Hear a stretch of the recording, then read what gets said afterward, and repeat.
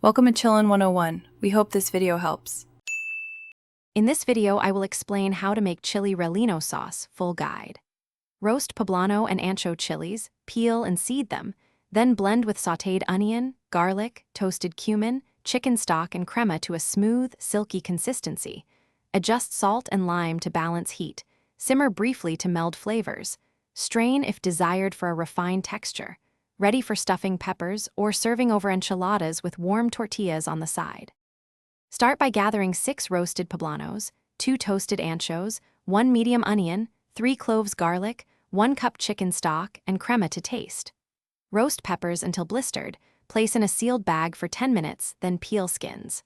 Toast cumin and optional oregano in a dry pan for 30 seconds to boost aroma, then cool before blending to avoid bitter flavors and maintain brightness.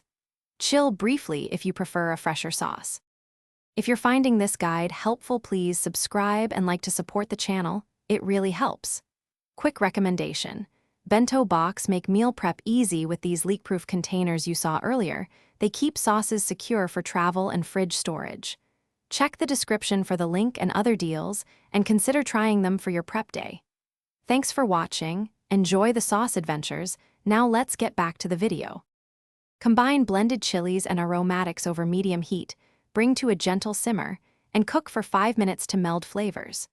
Stir frequently to prevent sticking and whisk in 2 tablespoons of crema or sour cream for silkiness. Adjust salt and lime for brightness, taste for balance, and strain through a fine sieve for a velvety finish.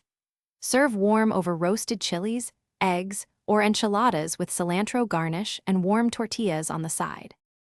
Thanks for watching. Consider subscribing if we helped you.